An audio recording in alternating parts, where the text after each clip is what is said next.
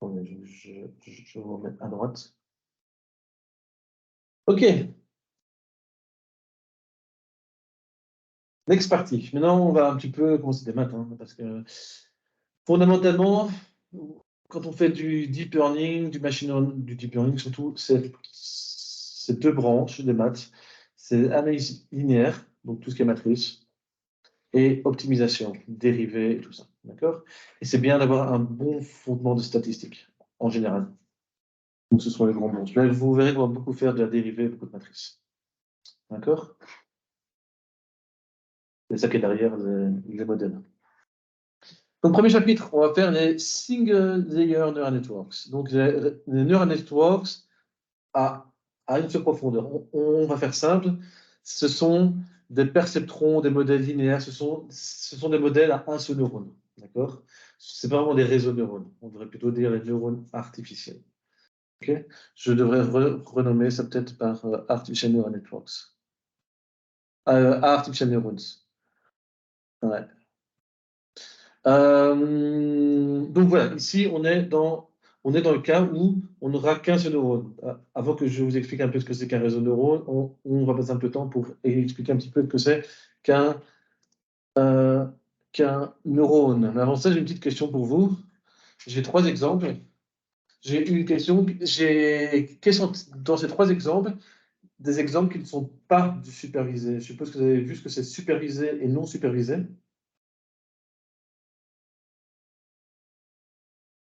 Donc le premier, c'est prédire si une entreprise va ou non rembourser une dette. Le deuxième, c'est identifier quels seront le nombre d'émissions qu'un client va regarder à TV le mois prochain. Le troisième, c'est construire des groupes de clients en fonction de leur similarité, en fonction de retention, frequency et monetary. C'est un truc assez classique.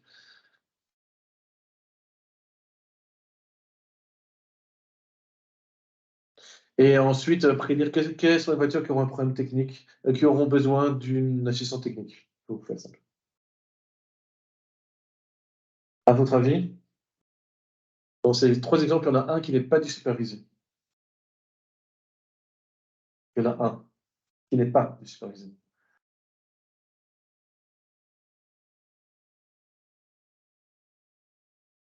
OK, qui peut me donner la définition de l'apprentissage supervisé?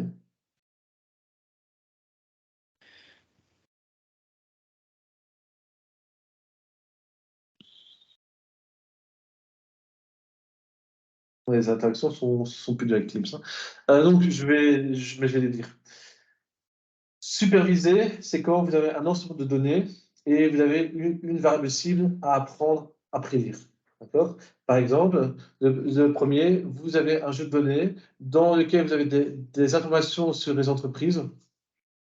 OK? Et vous savez si cette entreprise a dans le passé, oui ou non, remboursé son crédit. D'accord? Et vous avez plusieurs exemples, ça peut être des centaines, des milliers, des millions, d'accord?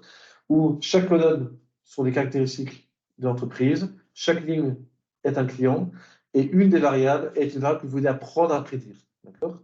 Ça, c'est du supervisé. Quand vous n'avez rien à prédire, ok, quand vous n'essayez pas de prédire quelque chose, à ce moment-là, ce n'est pas de superviser. Le premier, on essaie de prédire si l'entreprise va rembourser une dette, on essaie de prédire. C'est de superviser. D'accord? Prédire le nombre d'émissions TV que le client va regarder le mois prochain, c'est une prédiction. Je vais me baser sur des données historiques et je vais essayer de prédire le nombre de données. Je vais avoir à un moment donné un jeu de données dans lequel j'ai les caractéristiques de mes clients. Chaque ligne est un client et je vais avoir une autre colonne qui sera quel est le nombre d'émissions de TV qu'il a vu dans le passé. Et sur base de ça, je pourrais construire un modèle. Ah oui, je vois. Et donc, du coup, après, le troisième, lui, c'est plutôt essayer de construire quelque chose plutôt que d'essayer de prédire un résultat qui va arriver. Et là, c'est Le peut-être troisième, c'est différent. exactement ça. On va grouper les clients. On ne prédit rien du tout là. Donc le 3 n'est pas un problème supervisé.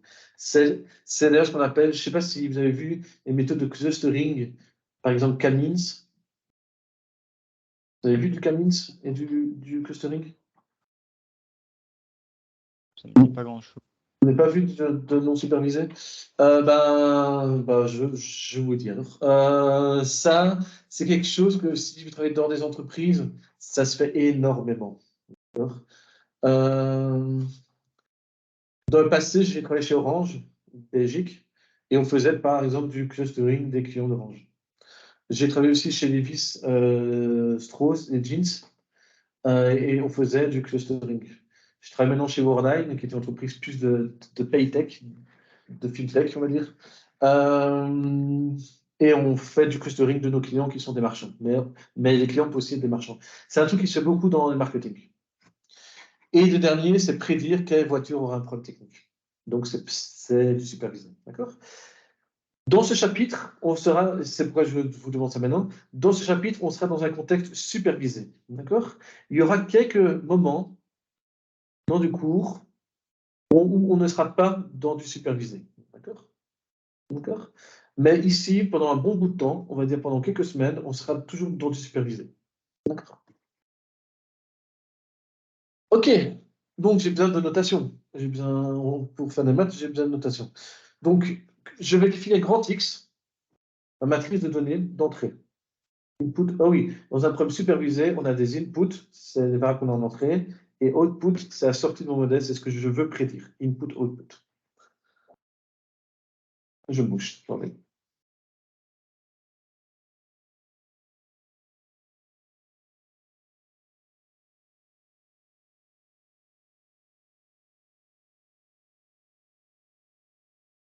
Je note grand N, le nombre d'observations que j'ai dans mon training set.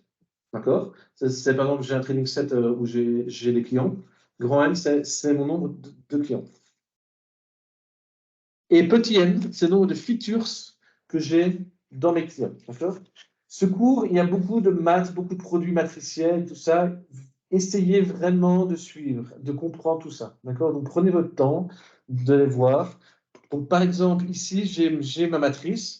Ici, ah oui, je n'ai pas. Ah oui, vous pouvez voir que je mets en exposant quand c'est le numéro de l'observation, quand c'est le numéro de la ligne. D'accord? Et comme je transpose, parce que par définition, une matrice est une matrice colonne, d'accord? Quand je dis rien, c'est colonne, d'accord? Donc, si j'ai besoin que ce soit une ligne, eh bien, je vais la transposer. Donc, on voit bien que X avec un exposant dessus, c'est toutes les informations que j'ai du client numéro 1. Toutes les informations que j'ai du client numéro grand N, d'accord?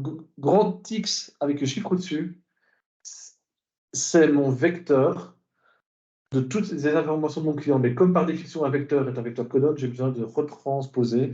Donc là, ce vecteur-ci, vous devez être capable de comprendre. C'est-à-dire que je prends chacune de mes lignes ici. Vous devez comprendre cette notation parce qu'elle revient beaucoup, beaucoup, beaucoup. D'accord? C'est un bon rappel de vos cours de matrice, mais je sais que vous en avez fait beaucoup. Mais voilà, c'est une bonne application. Euh, Ensuite, ici, quand je mets le truc en indice, c'est-à-dire que je prends la colonne. D'accord? Donc ici, je prends la colonne numéro 1, la colonne numéro 2, ici, je prends la nème colonne. Donc quand je prends xn, d'accord, ceci est un vecteur de quelle taille? C'est un vecteur de petit n, une colonne. D'accord? D'habitude, j'ai un tableau ici, il faut savoir. Donc, ça va être un peu plus dur de faire cette partie sans tableau. Mais donc, ici, j'ai un X1. Je ne sais pas dessiner sur un truc. Il me semble que j'avais fait ça pendant le Covid. Je ne sais pas faire des dessins. Je ne sais plus comment je faisais. Des... Ah, si. Attendez, ah, voilà. Ah, voilà. Ah, voilà. En fait, ça marche. Et je fais CTRL-Z à part? Merde. On verra bien. Donc, ah, voilà, ok. Ben, je peux faire des dessins, c'est bien. Donc, ceci, ok, vous pouvez fondamentalement le voir comme une matrice colonne, ok, qui a quelle dimension? Théoriquement, on n'avait pas la dimension quand c'est une matrice colonne, donc c'est une dimension petit n, d'accord? Petit n, grand N, pardon. Ah oui, mais si je ne peux pas faire de CTRL-Z, je vais faire plein de conneries. Grand N, ok. Et comme on n'a pas tendance à l'écrire, mais ça, en fait, mais ça veut constamment. Si on veut vraiment faire passer de côté qu'il y a une ligne, qu'il y a une ligne et une colonne, on écrit le nombre de lignes fois le nombre de colonnes qui est égal à 1. Mais on ne l'écrit pas sur 1, en fait. Hein. c'est un tacite, d'accord?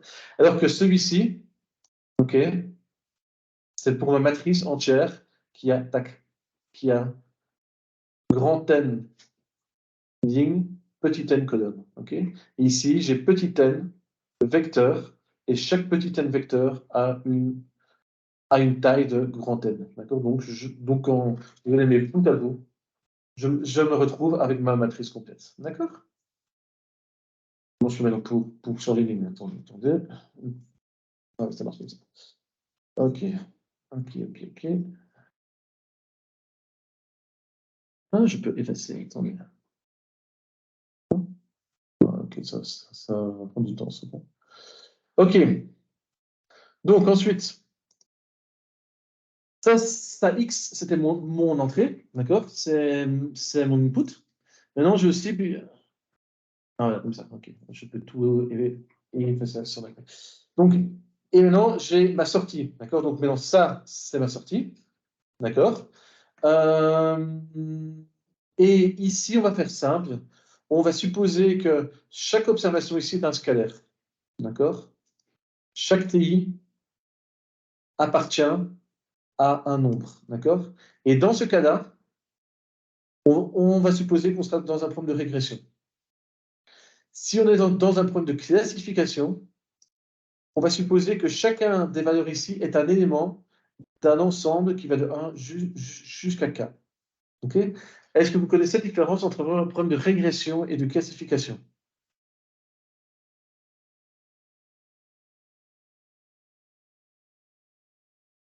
Classification, ah oui, je ne vois pas de chat. Maintenant, oui, je ne sais pas tout avoir, en fait.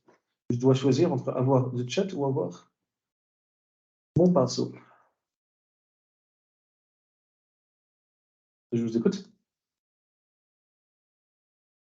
Donc, c'est la différence entre la régression et la classification.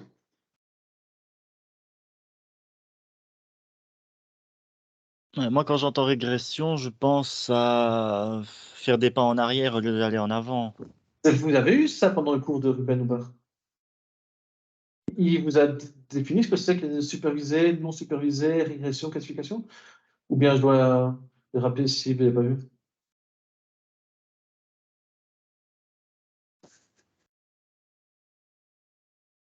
Donc, je Ça vais a faire déjà ça. été vu dans le cours. Ça a été vu Ok, dans le cours de machine je learning. crois quand même que c'est vite utile que je rappelle. Un problème de. Donc, attendez.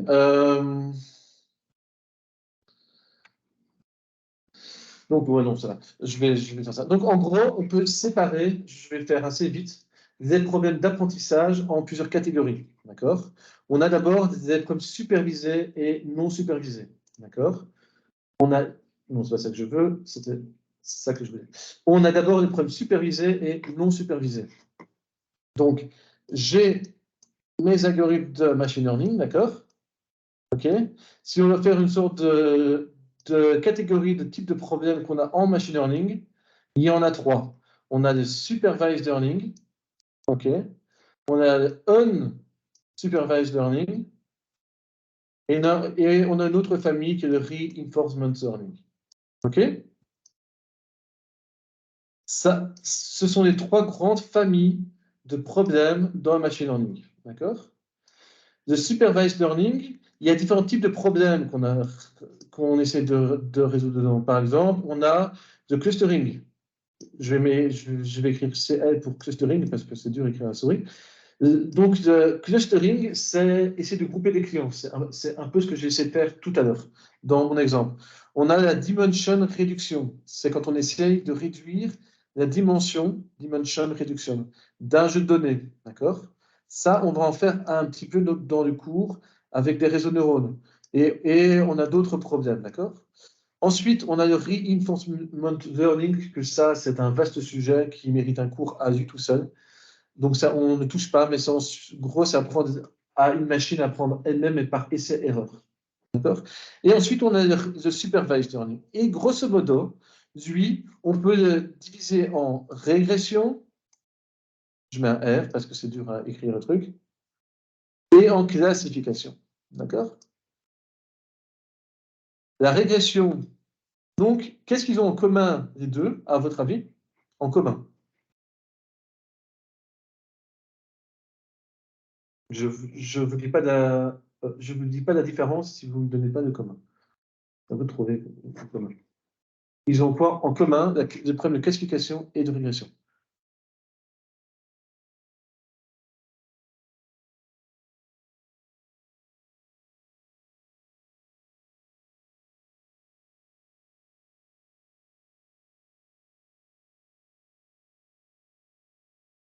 À votre avis?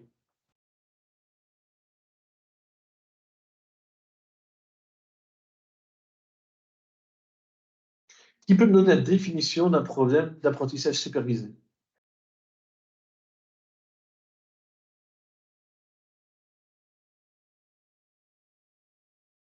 Il me semble que supervisé, on va aller donner des exemples pour dire à l'algorithme ce qui est bien et ce qui est pas bien. Donc, on va venir lui apprendre. On a une variable d'output. C'est ça. Mais c'est ça que vous allez dire, non? Ouais. On a une variable cible. D'accord? C'est ça qui définit un problème d'apprentissage supervisé. Donc, qu'est-ce qu'ont en commun la classification et la régression? Ils ont en commun le fait d'avoir une variable cible à apprendre. Ça va? C'est ça qu'ils ont en commun. D'accord? Donc, la réponse à ma question, c'était qu'est-ce qu'ils ont en commun? C'est d'avoir une variable cible. Ça va? Maintenant, qu'est-ce qu'ils ont de différent? Eh bien, c'est le type de variable cible. Le type. D'accord? Si ce que vous essayez d'apprendre, le type de cible est un nombre réel, par exemple, si par exemple vous essayez de prédire la taille de quelqu'un, si vous essayez de prédire le nombre de films qu'il va regarder le mois prochain, combien de clients va nous rapporter le mois prochain, si vous essayez de prédire un nombre, okay, on va faire assez bête et méchant, un nombre, okay, vous êtes dans un problème de régression. Si vous essayez de prédire une classe, est-ce que cette voiture, ce client préfère les voitures rouges, bleues ou vertes? Okay. Vous sentez bien que la catégorie rouge, bleu et verte, ce n'est pas un nombre. Okay. Rouge, bleu et vert, c'est une catégorie. D'accord. Si j'essaie de prédire si quelqu'un va rembourser ou pas un crédit, oui ou non n'est pas un nombre. Ok, souvent on peut dire oui est égal à 1 et non est égal à 0, mais ça c'est parce qu'on fait de mapping. Mais oui et non ne sont pas des nombres, c'est un problème de classification. Si j'essaie de... Vous pouvez me donner un autre exemple de classification?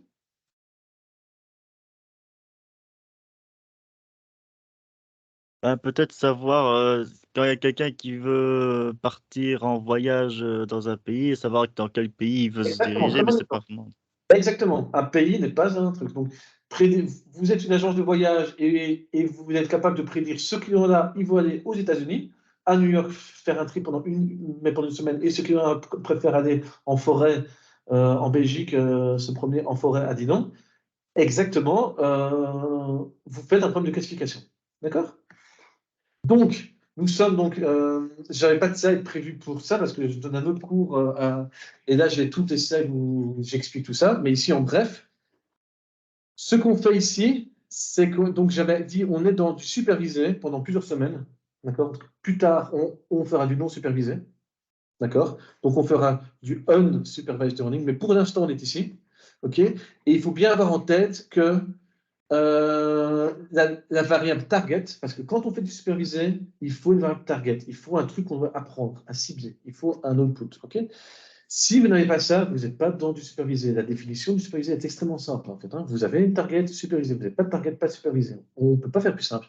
Par contre, si ce que vous essayez de prédire est un nombre, voilà, vous êtes dans la régression.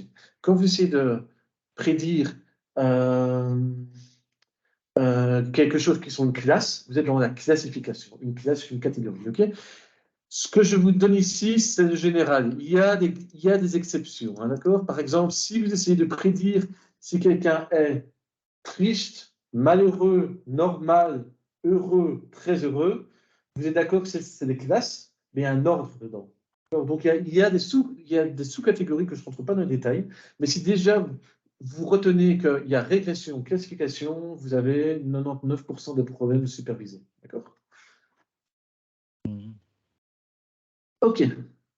Donc, tout ça pour dire que on va faire simple ici. on va supposer que ceci est soit un scalaire, un nombre réel, ok,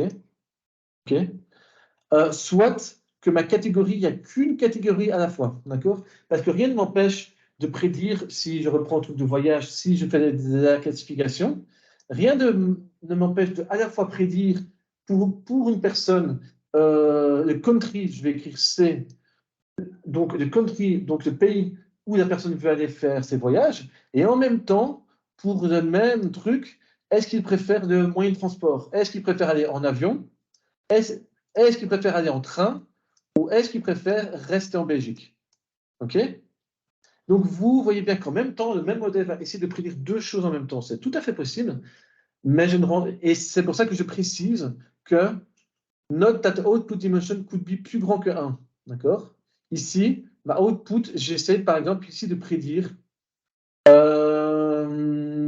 c'est à la fois qu'il va aller à New York en bateau. Voilà, il y a peut-être bateau. Voilà, il y a quelqu'un qui peut faire une croisière à New York et aller, c'est possible. Et donc voilà. Donc on voit bien que le modèle peut être en train de prédire plusieurs choses à la fois. Comme ici, je peux essayer de prédire est-ce que, et on peut même avoir un mixte, hein, est-ce que la personne va rembourser ou pas son crédit, et lorsqu'il ne rembourse pas, de combien sera sa dette. Vous voyez? Donc là, je vais avoir un mixte entre la classification et la régression. Tout ça, c'est possible. Mais je vous dis, on va faire simple. On va supposer, donc M, c'est ma dimension, d'accord? Et on va faire simple, on va supposer qu'elle est égale à 1, d'accord? Hop. OK. Et souvent, je vais écrire DM, d'accord? Ce sera ma manière à écrire en gros mon dataset dans lequel je vais mettre à la fois mes inputs, qui est grand X, et les outputs qui correspondent, d'accord? Vous avez noté, j'espère, que le nombre de lignes qui se trouve ici est égal au nombre de lignes qui est ici. Pour chaque ligne, je connais la variable que je dois prédire. Ça, c'est ce que j'appelle mon training dataset.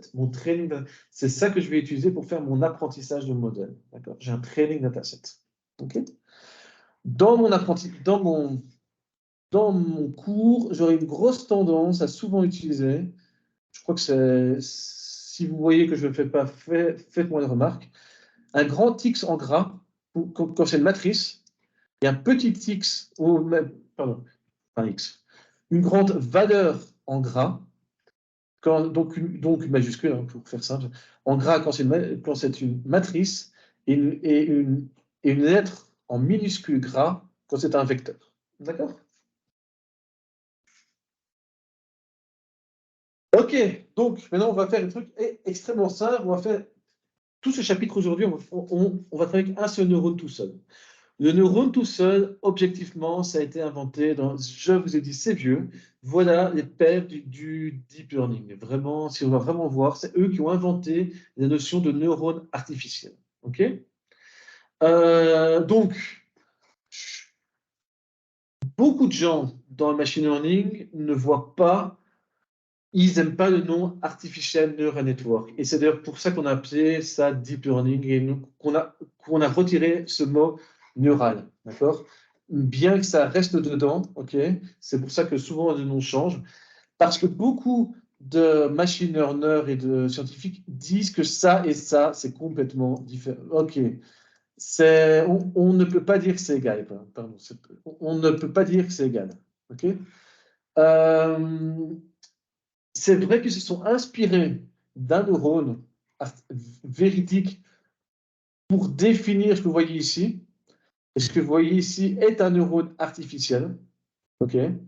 Et ils se sont inspirés de ceci pour dire voilà à quoi ressemble un neurone.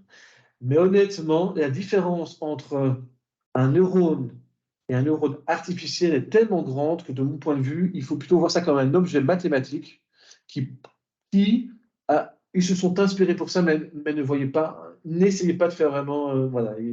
Parce qu'encore une fois, quand on voit dans des boîtes et tout ça, des gens croient que le mimique est très proche. En fait, de mon point de vue, on en est très loin. Mais historiquement, c'est vrai que on a créé cet objet mathématique ici en se basant sur l'objet réel que vous voyez au-dessus, qui est le neurone biologique. C'est pourquoi vous verrez que certains vocabulaires qui sont utilisés dans le milieu du deep learning, on parlera de poids synaptique, par exemple, ce sont les synapses. Les axones, ah ben, on ne les voit même pas ici, mais les synapses, je crois que c'est quelque chose dans un neurone.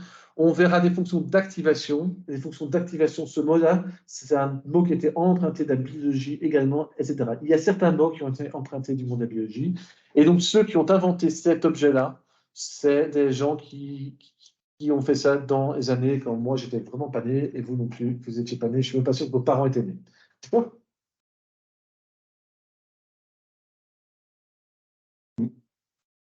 Attendez. Tac. 15, next. Donc, on va d'abord voir un rappel sur ce que c'est que la régression linéaire. Je crois que vous avez vu pendant le cours avec Ruben la régression linéaire. La régression linéaire, c'est l'un des modèles que vous avez dû voir. C'est... Attendez, il faudra que je ne vois plus le chat, parce que quand je me sers du pinceau, que j'aime bien, je ne vois plus le chat. Il faut faire un choix dans la vie. Donc, je ne sais pas si vous me parlez. Donc, je ne vois plus le chat. Hein, mettez ça en compte. Donc, c'est probablement la régression linéaire. Donc, c'est quelque chose que vous avez déjà dû voir dans le cours, mais ici, je le réintroduis. Donc, si vous ne vous souvenez pas, je vais vous réexpliquer ce que c'est. Mais donc, normalement, vous l'avez vu, ça devrait vous aider. C'est probablement la manière la plus simple de faire de la régression. D'accord? La régression, donc ici, on est dans un problème supervisé de régression. Ça veut dire que l'output, la cible que je vais essayer de prédire, est un nombre réel ou même pas spécialement réel, mais c'est un nombre. D'accord? Et qu'est-ce qu'on va essayer de faire dans la régression? On va essayer de construire un modèle. Ce qu'on voit ici dans la ligne rouge, c'est un modèle. On va essayer de construire un modèle, mais la caractéristique d'une régression linéaire, c'est qu'il sera uniquement capable de construire une droite. D'accord? C'est pas totalement vrai ce que je dis ici. Mais bon. Si on fait un matheux pur, il va me dire que voilà. Mais bon. Vous voyez ça, ce n'est pas loin de la vérité. Mais sinon, ça complexifierait beaucoup les choses. Mais donc, c'est une droite. OK? Donc, ici, j'ai mon input. Donc, ici, j'ai mon X. OK? Et ici, j'ai mon Y. OK? Par exemple, mon X pourrait être la vitesse à laquelle roule une voiture. Et mon Y, c'est la distance de freinage. Okay? Quelle est la distance qu'il faut à ma voiture pour freiner? D'accord? Ça, ce serait donc un XY. D'accord? Si mon X, c'est en 2 dimensions, donc ça veut dire que mon petit n, ici c'est mon petit n, est égal à 2. OK? Si mon petit n est égal à 2, eh bien, et que mon Y est autre chose, eh bien, dans le cas de la régression linéaire, je vais construire un plan. D'accord? Okay? Je vais construire un plan. Mais ce que ne sera pas capable de construire un modèle linéaire, c'est un modèle qui a cette courbe aussi. Donc ça, il ne sera pas capable de faire. D'accord? Ce que va plutôt faire quand... Donc ça, il n'est pas capable de faire. Ça, il n'est pas capable de faire. Ce que va plutôt faire un modèle linéaire quand on va faire ça, il va plutôt essayer de construire une droite. Donc à mon avis, la meilleure des droites, c'est un truc comme ça. OK? Donc voilà le modèle. On voit que le modèle n'est pas assez puissant. La complexité de ce modèle, on parle de complexité, de puissance de la classe de modèle. Donc le type de modèle linéaire, donc la famille des modèles linéaires n'est pas assez puissante pour capter la complexité qu'il y a dans ces données. Alors que dans les 2 exemples avant, ça semble correct. OK?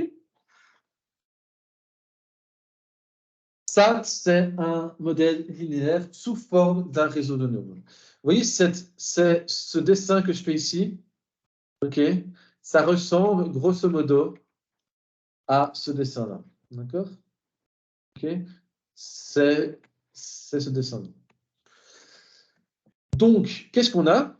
Donc, ça, c'est un modèle linéaire. Vous avez peut-être déjà vu les modèles. Donc, le message que je vais donner ici, c'est que le modèle linéaire que vous avez déjà vu pendant le cours n'est rien d'autre qu'un neurone. Donc, un neurone très simple, mais extrêmement simple, est un modèle linéaire. D'accord? Donc, pour arriver à ça, donc ici, vous avez les entrées du modèle. OK? Comme d'habitude, j'ai petit n. Pardon, ça, c'est faux ce que je suis en train de faire. Donc, j'efface. Hop. C'est ça qui est juste. Ça c'est les entrées du modèle. OK? Vous voyez qu'il y a petite n entrées. Donc ça, c'est mon x, xj, par exemple. Non, mon xi. OK? Mon xi, que je rappelle, appartient appartient à grand R de n. OK? Donc, par exemple, ça pourrait être égal à, hop, hop, des nombres. Ici, j'ai 4. Ici, j'ai 2,1.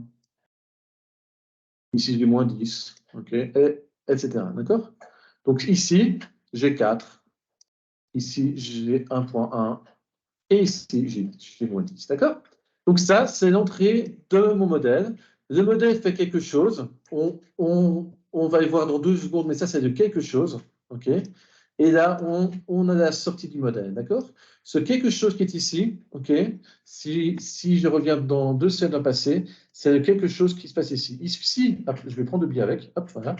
Ici, je fais quelque chose. OK? Vous voyez d'ailleurs le symbole somme. Hein, ce n'est pas du hasard que vous retrouvez le symbole somme ici. Okay? Donc voilà.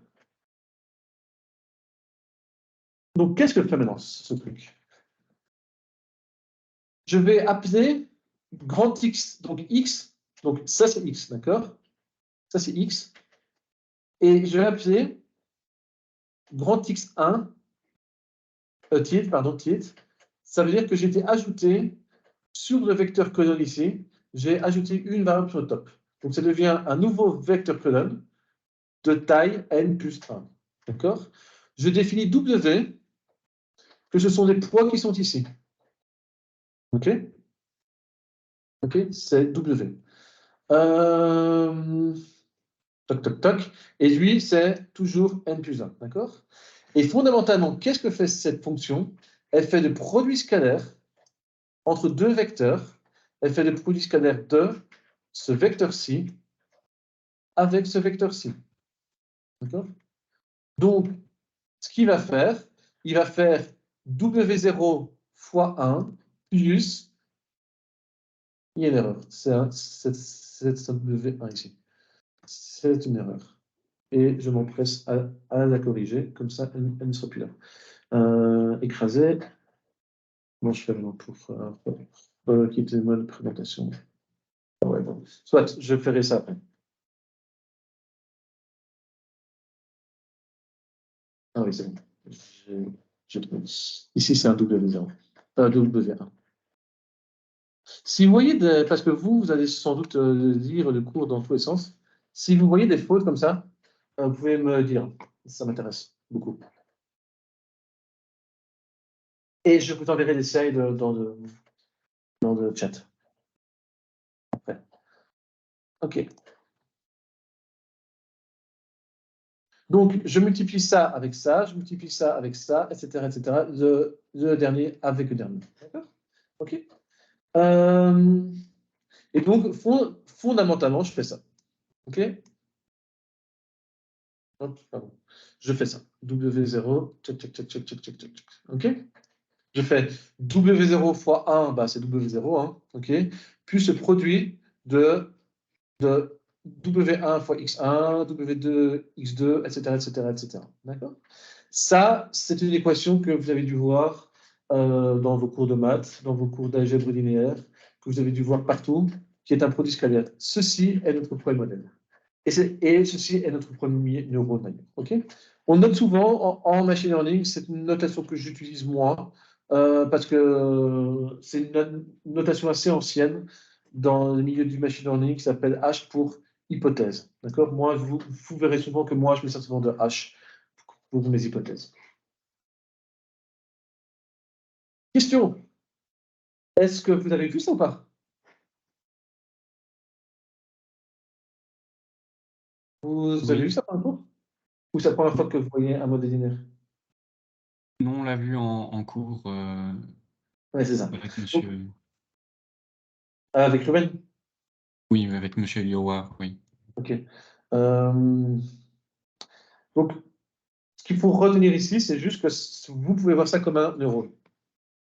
Ensuite, il faut une. Donc, ah oui, ce que je n'ai pas dit, c'est que je suppose ici être dans un problème de régression. Hein. Ah bah oui, bah, je suis bon. Je suis dans un problème de régression.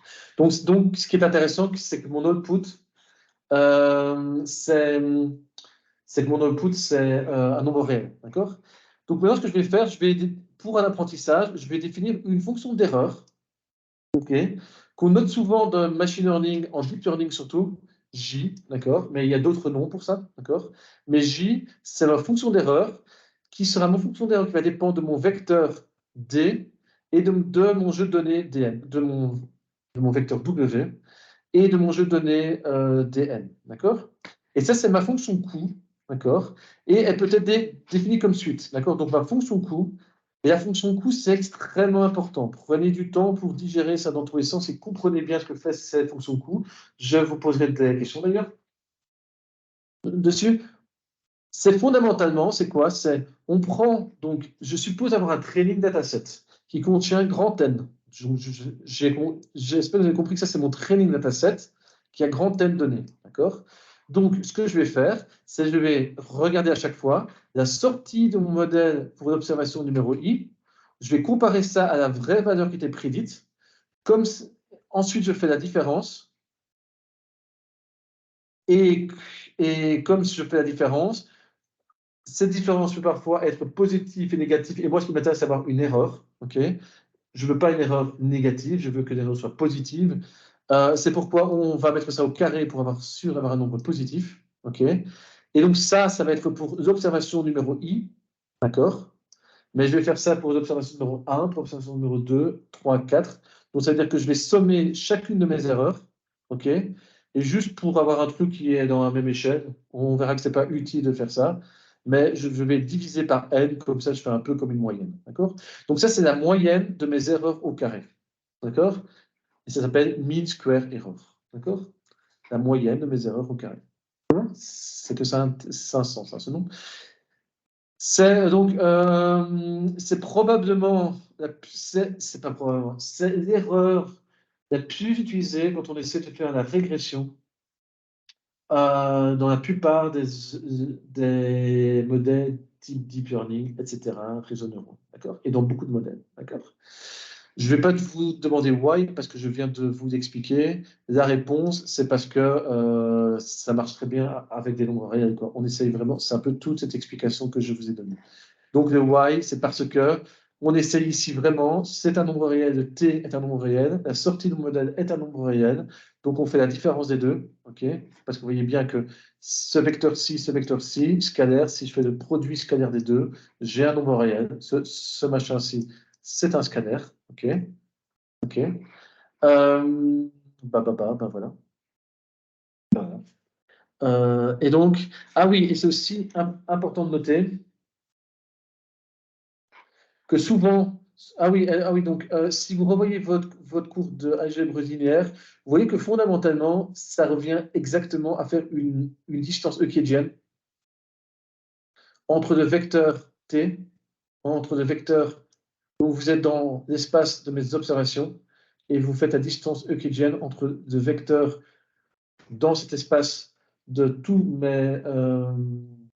de mon target et où pointe mon modèle, mais vous êtes dans l'espace grand N. C'est un espace un peu bizarre. Mais voilà, c'est que ça représente un peu ça. Mais ce n'est pas très important si vous ne voyez pas ça, car je ne réutilise pas ces propriétés plus tard dans le cours. Et je sais que c'est assez abstrait comme vision. Mais c'est pas ça que je veux dire. Ah oui, c'est ça que je veux dire. C'est ceci. Vous allez voir que souvent, pas moi, mais pas que moi, mais beaucoup de gens ne mettent tout simplement pas ça, ok? Parce que finalement, ce qu'on veut, nous, c'est une erreur, qu'on veut la somme des erreurs, qu'on la divise par n ou pas. Nous, ce qu'on veut, c'est une somme des erreurs. On veut une mesure des erreurs. Donc, ce terme-ci n'a pas beaucoup de sens. Et souvent même, vous allez voir que pour simplifier des calculs, on remplace 1 sur n par 1 sur 2. On pourrait faire n'importe quoi, mais on met 1 sur 2 parce que ça simplifie les calculs. D'accord? Est-ce que quelqu'un a une intuition pourquoi est-ce que on remplacerait ça de 1 sur n par 1 sur 2? Si vous réfléchissez, vous pouvez peut-être un peu deviner pourquoi. C'était pas pour la dérivée, il y avait Exactement. quelque chose comme ça. Exactement. C'est parce qu'on va faire la dérivée. Et donc, quand on va faire la dérivée de 2, là, il va partir, ce serait bien qu'il y ait un 2 ici. Comme c'est de 2 et 2, ils partent.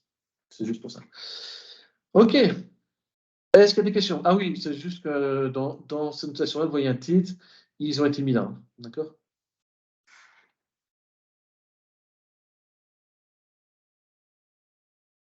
OK. Donc, fondamentalement, et c'est ça qu'il faut bien comprendre, c'est que l'apprentissage d'un réseau neurone, c'est l'apprentissage supervisé. Hein. OK? C'est given a training dataset DN, we search for the optimal values of W, minimizing la fonction d'erreur. D'accord? Donc, ça veut dire quoi? C'est qu'on va chercher dans l'espace des W, donc on a un training set fixé, ok? Cette valeur-ci est fixée, et on va chercher le W qui va minimiser cette quantité-ci. D'accord?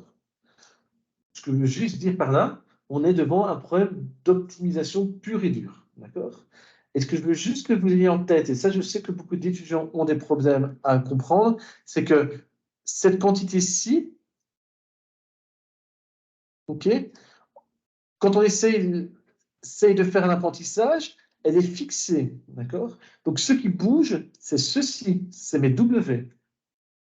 Et dans des cas spécifiques, et ça je reviendrai en détail, mais cette quantité-ci ne bouge pas d'habitude, d'accord? Donc vous avez une fonction coût, non, vous avez un dataset.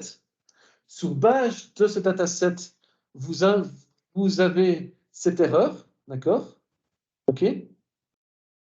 Toutes ces quantités-ci sont, donc les n valeurs de t sont fixées, les n valeurs de xi sont fixées parce que dn est fixé. La seule chose qui varie, c'est que h, en fait, je ne mets pas, mais je pourrais très bien écrire h, et je mets parfois, dans certaines de mes notations, je mets h, virgule w. D'accord? Pour dire quoi? Pour dire que mon modèle de prédiction, est fonction de mon entrée et de mes poids, d'accord? Mais lorsque je fais l'apprentissage, mon D, encore une fois, est fixé, d'accord? Donc, ce qu'on va faire changer, c'est mes W, d'accord? On ne va pas faire changer. Donc, c'est ça qui change, d'accord?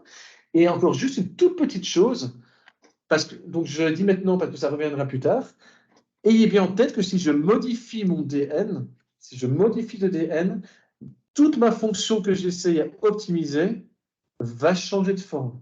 Donc, c'est une autre forme que j'ai. Donc, je vais chercher les W qui minimisent une autre forme. Donc, parce que JDN, ça représente une fonction coût dans l'espace des paramètres. D'accord? Mais à chaque fois que je modifie mon DN, ma courbe dans l'espace des paramètres modifie. D'accord? Ce que je viens de dire là, je le répéterai dans quelques instants quand je parlerai de techniques spécifiques. OK. Donc, learning is in linear regression context. Donc, je rappelle la phrase de base. L'apprentissage, c'est fondamentalement rien d'autre. Et même dans le cas des deep learning profonds, on a un training set donné DN et on cherche les poids W de mon modèle qui minimisent une fonction coût que je définis comme J de WDN. D'accord? Ça, c'est ce qu'on appelle de l'apprentissage. D'accord? Ça, c'est ce qu'on appelle de l'apprentissage. Okay? Donc, c'est fondamentalement un problème minimizing. Donc, on cherche à minimiser les W.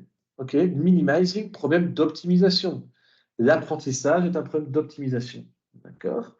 Et il faut savoir qu'il existe plusieurs manières de faire cette optimisation. On peut, dans les années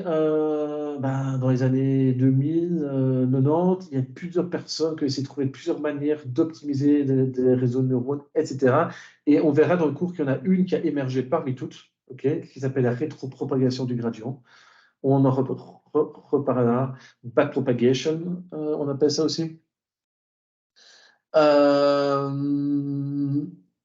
Et il y en a une qui a émergé, mais fondamentalement, dites-vous que, je ne sais pas si vous avez eu des cours d'optimisation, mais toutes les techniques d'optimisation que vous avez eues dans les cours pourraient peut-être être utilisées si ça fonctionne. D'accord?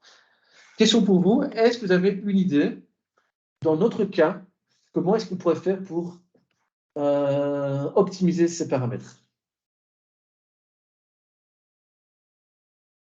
Je sais que vous avez sans doute eu des cours d'optimisation. Comment, à votre avis, on pourrait faire?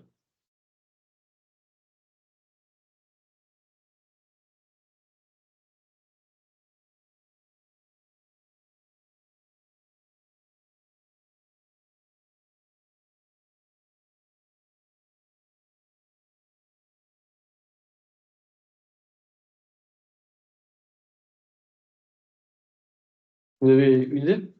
Est-ce qu'on doit donner un exemple de contexte pour illustrer ou pas? Donc, imaginons que ici, donc, vous avez un dataset D, ok? Vous avez des paramètres d'un modèle linéaire qui est ici, et vous cherchez à minimiser les W. Comment je fais pour minimiser une fonction? Mais trouver le minimum d'une fonction. J'ai une fonction f, ok, de x, ok, et je cherche à trouver son x star, on va dire, qui est le minimum de f. Comment je fais?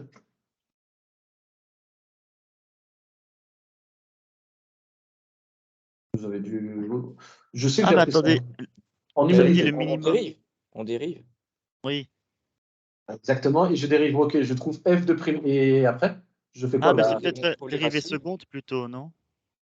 C'est bien de. Pourquoi on peut commencer peut-être par la dérivée, mais je fais quoi de la dérivée? Et j'ai f de prime, et je fais quoi après?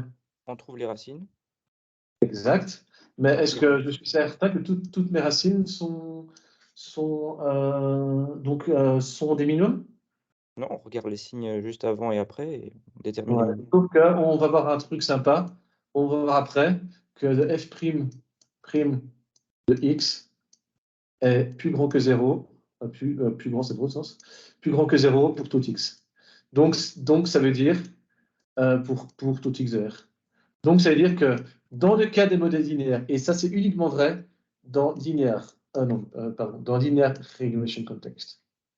Dans linear regression context, on va voir que ceci est vrai. OK? Et grâce au fait que ceci est vrai, on sait que la fonction est une fonction concave qui est comme ça. OK? OK, tac, ça c'est x, y. OK, tac, tac. Voilà, hop, hop, hop, hop. Et donc, on sait que quand je trouverai la racine, ce serait le minimum global. D'accord? C'est clair pour tout le monde? Je suppose que oui. En tout cas, il y en a qui ont compris. Oui, bon, ça va, Et oui. les autres qui n'ont pas compris. Donc ici, on va. Donc voilà. Donc en gros, on peut le faire par plusieurs techniques d'optimisation. Il y a d'autres techniques qu'on verra d'ailleurs plus tard, mais aussi vous pouvez avoir des techniques plus exotiques. Par exemple, qu'est-ce qu'il y a comme technique? Les algorithmes génétiques, de recueil simulé, c'est toutes des techniques qui sont moins connues, mais qui fonctionnent assez bien. Mais de toute manière, c'est pas, mais qui fonctionnent assez bien en général, mais pour les réseaux de neurones, on a une technique qui fonctionne très bien, c'est la descente de gradient. Mais on verra ça après. Mais avant ça, on est donc in the next slide. Donc dans la slide suivante, on va faire en fait ce que je vais faire, c'est qu'on va analytiquement, on va en fait on va voir ça, c'est qu'on va chercher les paramètres pour lesquels donc ceci est un gradient parce que le double. Oui, je crois que Ruben n'était pas très d'accord avec mes notations. Je fais des notations comme un ingénieur, hein, donc je sais quand il voyait, donc voilà. Mais vous comprenez ce que j'écris.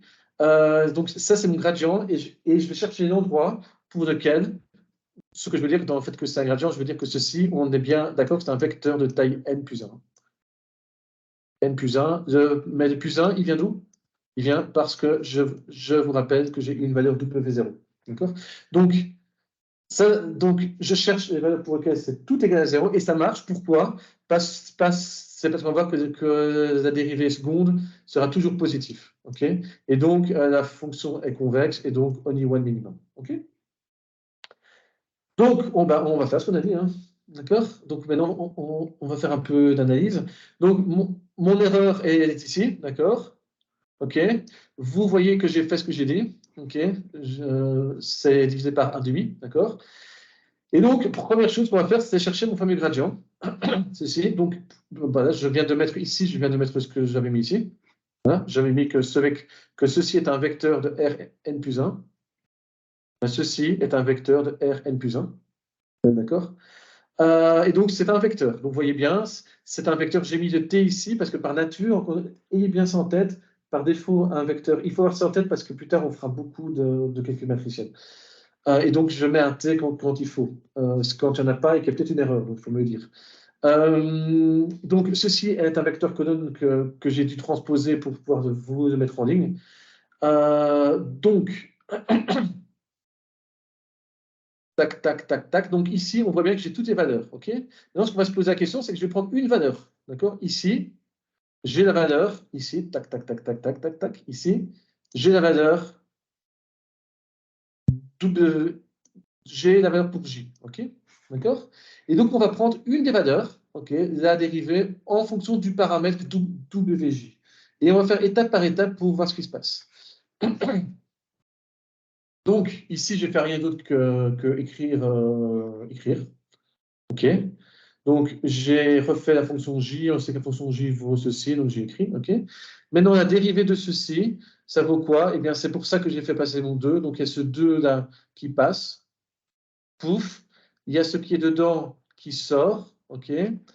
Pourquoi est-ce que c'est transposé? Parce que qui peut me dire la dimension de ce vecteur? Ceci. OK. Ceci. C'est du R quoi?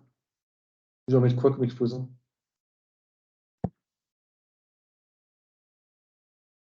Je vous donne un indice, c'est un N. Peut-être N plus 1. Et maintenant, il faut savoir si c'est un grand N ou un petit N. Mais voyez ce qu'on fait. Hein. Il faut juste voir dans votre tête ce qu'on fait.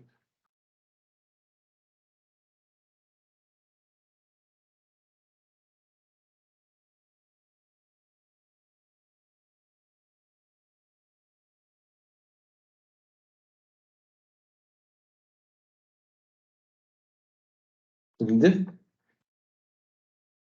T, c'est quoi? Le T en gras, là.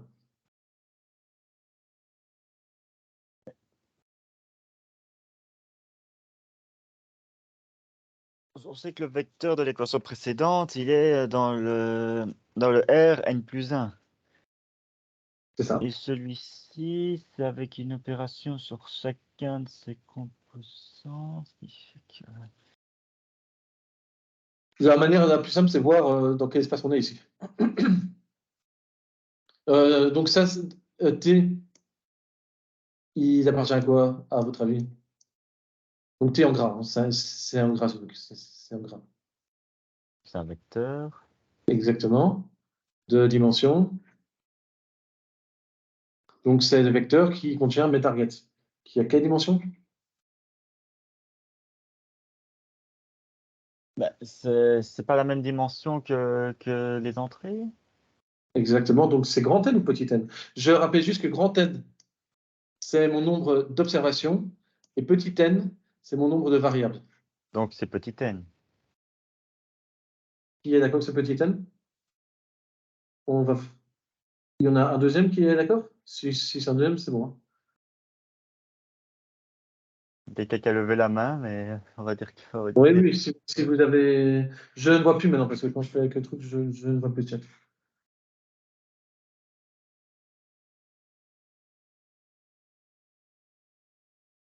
Bon, je rappelle juste que ceci, c'est mon vecteur qui est ici. T, il est ici. OK. Hop, hop, hop, hop, hop. Non, c'est même avant. Voilà, quelqu'un qui a confirmé dans le chat qui disait aussi que c'était petit n. T, eh ben, c'est grand N. T, c'est toutes mes observations. Donc, je rappelle, T, c'est un vecteur qui contient mes Si j'ai 1000 clients, je sais pour le client 1 s'il rembourse ou pas son crédit, si le client 2 ne rembourse pas son crédit, le client 3 ne rembourse pas son crédit, client grand N s'il ne rembourse pas son crédit. C'est mon nombre d'observations. Grand N. Et grand N, c'est mon nombre d'observations. Donc ce machin-là, c'est la dimension. Ce machin-là, c'est la dimension grand N. D'accord?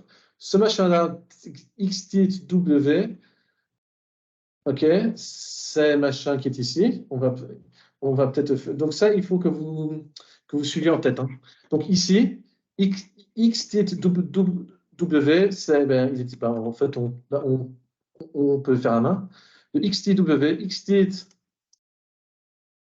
il est de quelle dimension? Il est de dimension nombre d'observations grand N multiplié par n plus 1. Je rappelle n plus 1. Je n'insiste, c'est pas facile d'écrire à souris. Hein. C'est un n, ça, c'est un petit n. Je n'insiste pas assez, mais ce plus 1, je suis assez chiant avec. Hein. D'accord? OK. Donc, il y a ce petit n, d'accord? Et le w, on sait que ça, c'est un vecteur. À votre avis, il est de quelle dimension? C'est mon vecteur des paramètres de mon modèle.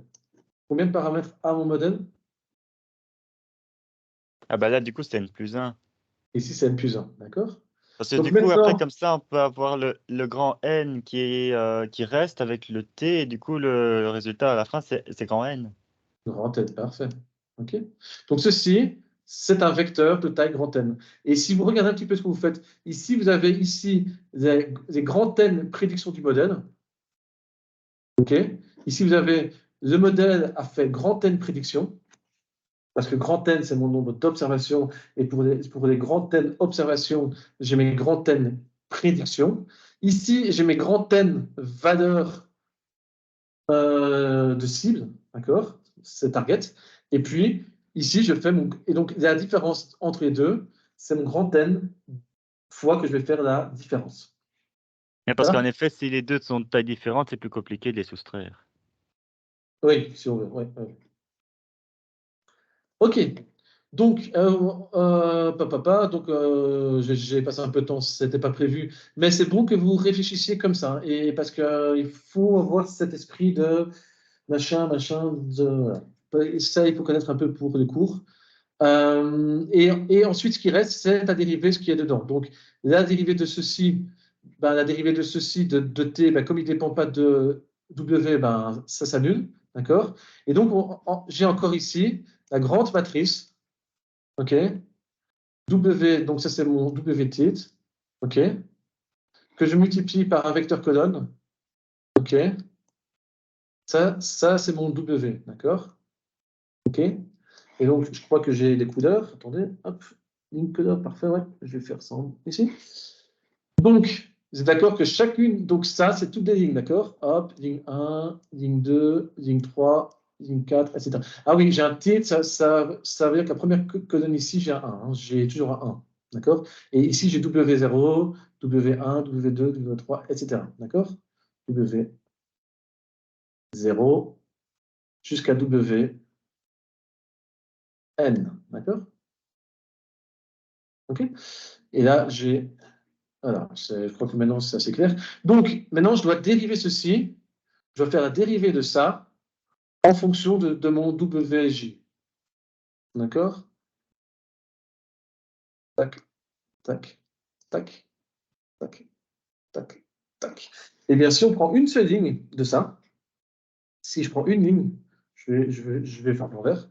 Donc, une première fois, je vais faire le produit scalaire de cette ligne-ci. Genre, on va prendre une ligne au hasard, c'est ici. Je vais faire le produit scalaire de cette ligne-ci avec cette colonne-là. D'accord? Donc, je vais faire le produit scalaire de la ligne ici, de cette ligne-là, fois cette colonne. C'est n'importe quoi ce que j'écris. Il faut pas. Mais donc, en gros, ouais, ça, c'est quand même un peu. Je veux bien, mais Ruben, là, il aurait raison de ne pas être d'accord avec moi. OK. OK. Il fallait juste pas mettre ce symbole somme et ce serait passé. Donc, je vais faire le produit scalaire de toute cette ligne avec toute cette colonne. D'accord? Donc, c'est-à-dire que cette quantité, je vais faire ceci. Donc, je vais faire Donc, un produit scalaire, je vous rappelle, c'est bête et méchant. Je fais ceci multiplié par ceci, plus ceci multiplié par ceci, plus ceci, etc. Vous avez compris ce que c'est produit scalaire. Sauf que pour... Donc, et je vais à chaque fois faire un dérivé. Donc, c'est-à-dire qu'à chaque fois, ce sera 0. OK? Sauf que, imaginons que ceci, c'est jème colonne. OK? À ce moment-là, je vais faire WJ multiplié par X, laquelle la jème valeur ici. Donc, je vais supprimer, je vais tous les allumer, donc ça va s'annuler, et donc je me retrouverai ici uniquement avec la colonne numéro J. D'accord? Donc, c'est pour ça que la dérivée de ça... Ah oui, et donc, je fais ça pour chacune des lignes. Donc là, j'obtiens la colonne numéro J de l'observation numéro I, mais je vais faire ça pour toutes les observations. Donc, à chaque fois, je me retrouverai à la fin. Quand je ferai ça pour toutes les lignes, je me retrouverai avec la colonne numéro J. D'accord? C'est comme ça que l'on arrive de là à là. Maintenant, ceci, je le rappelle, on est bien, c'est la valeur pour une des valeurs de J qui est ici. D'accord? OK? Mais maintenant, je dois les mettre sous forme, je dois les mettre l'un de côté de l'autre. Je dois les... Donc, ceci... Donc, ah oui, ça, c'est quoi la dimension de ce truc?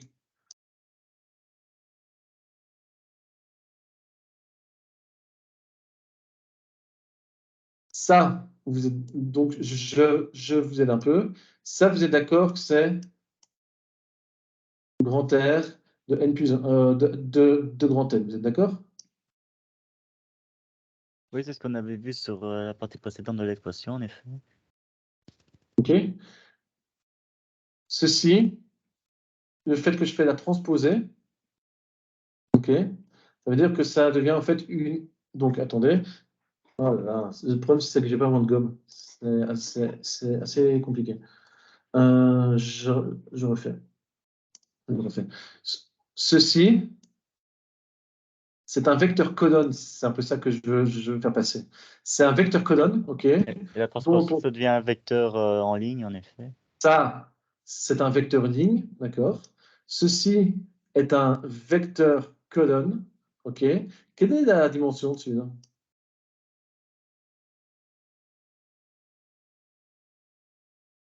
Ça, c'est quoi, donc, le XJ? Ah ben, logiquement, pour que le calcul soit bon, il faudrait qu'il soit aussi R de grand N, non? Tout le monde est d'accord?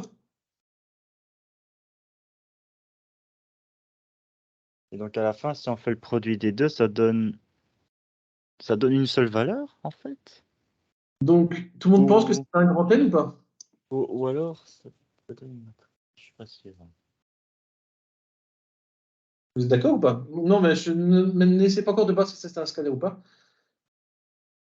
XJ, je demande juste XJ est grand N. Je vais vous donner la réponse. Je demande juste si XJ est grand N. La réponse trouve ici. Donc, je veux juste savoir si XJ, la dimension, est... Ah bah oui, vu qu'on le voit sur la première équation, vu que c'est fois petit n, et ça c'est le nombre de x, donc du coup, x est de dimension grand N. C'est exactement. Donc, c'est en fait, donc, rien que, donc, je rappelle juste que XJ, c'est une colonne. C'est rien d'autre qu'une colonne de mon training dataset. C'est pour ça qu'il ne faut pas faire trop de maths. Il faut juste se rappeler des annotations. XJ, c'est une colonne de mon dataset. Et si une colonne de mon dataset, par définition, elle a combien de taille? Ben, elle a la taille de mon nombre d'observations. Imaginons que cette colonne-ci, c'est l'âge de mes clients. OK? Bah, j'ai la colonne âge de mes clients. Combien j'ai d'âge de mes clients? Ben, j'ai le nombre de clients comme nombre de valeurs. D'accord? Mhm. Et donc, si on fait le produit scalaire avec un vecteur horizontal par un vecteur vertical, on n'obtient qu'une seule valeur à la fin. Donc, exactement. Donc, ceci, c'est quoi? C'est un scalaire. Exactement. C'est important de voir. D'accord? OK.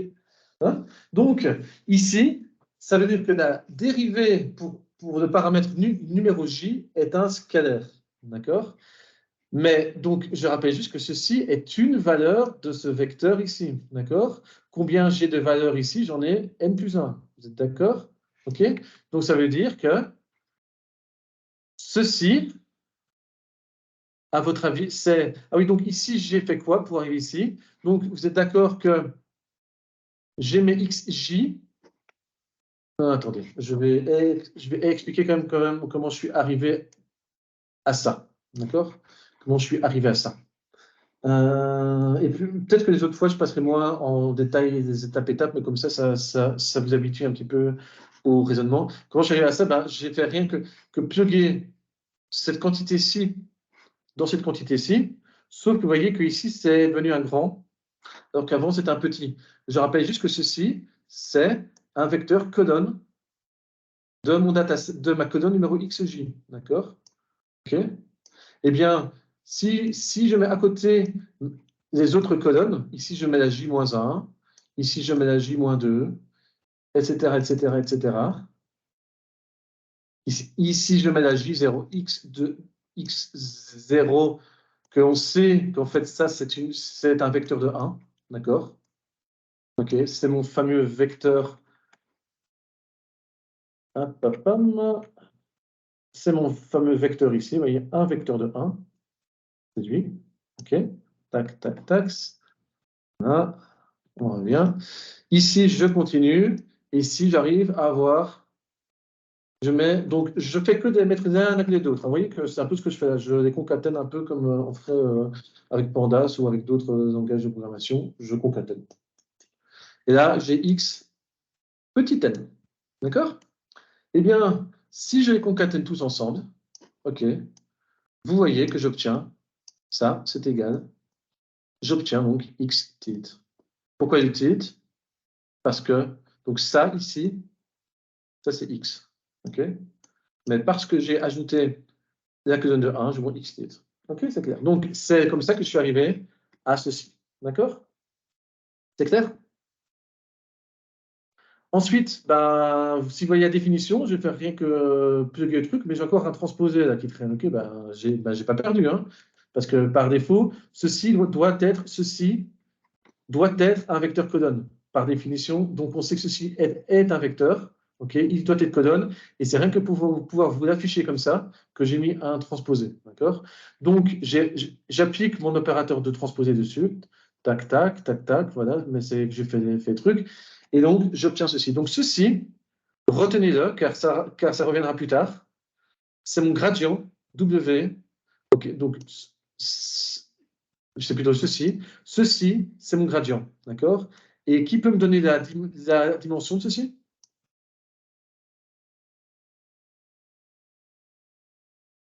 C'est écrit sur la slide. Je vais peut-être pas répondre à chaque fois cette fois. Alors, quelqu'un d'autre? Vous pouvez dire des erreurs. Hein. Il n'y a vraiment aucun souci.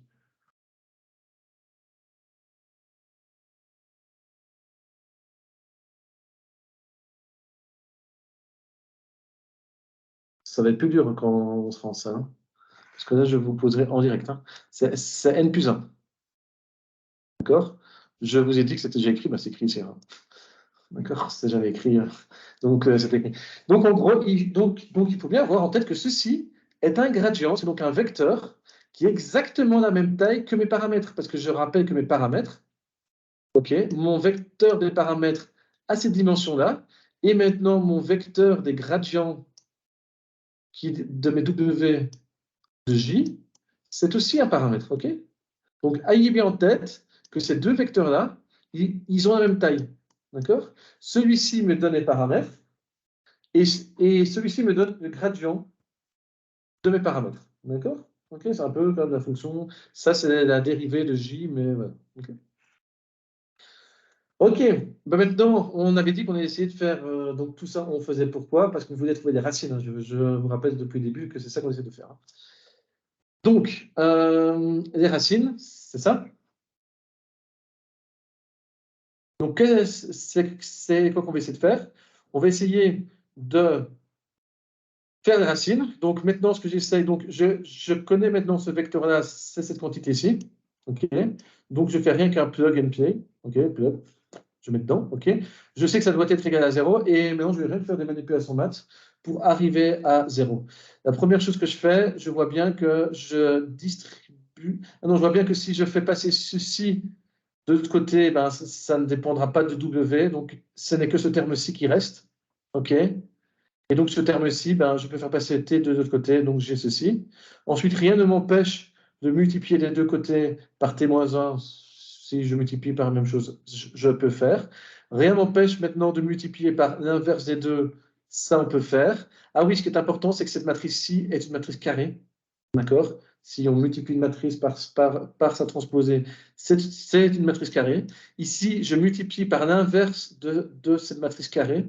Et donc, ce qui est sympathique, c'est qu'après que j'ai fait ça, si j'ai une matrice qu'on va dire B, que je multiplie par B-1, ok, je vais avoir la fonction identité, la matrice identité, tac, tac, tac, tac, tac, ok. Oui, avec une diagonale de 1 et le reste, c'est des 0. Donc, c'est comme si je multipliais de 0 dans le cadre, et donc ce qui reste, c'est toute la partie de droite, c'est le terme. Ok. Donc, je m'arrête ici pour une pause jusqu'à 11h, ça va? Et je vous laisse méditer sur qu'est-ce que c'est que cette formule. Attendez, je partage mon écran. Je vais arrêter de... Okay. En fait, le truc, c'est que quand je partage ça, je ne sais plus. C'était sur ce mode. Ah, j'ai fait discard. Ok. Ok. Donc, je vous laisse cette formule en plein écran, d'accord? Et on se revoit à 11h05, d'accord? Donc, ça nous donne 11 minutes de pause. Ça va? À tout à l'heure. Et réfléchissez donc, qu'est-ce que c'est que cette formule, si vous devez l'interpréter? Ce sera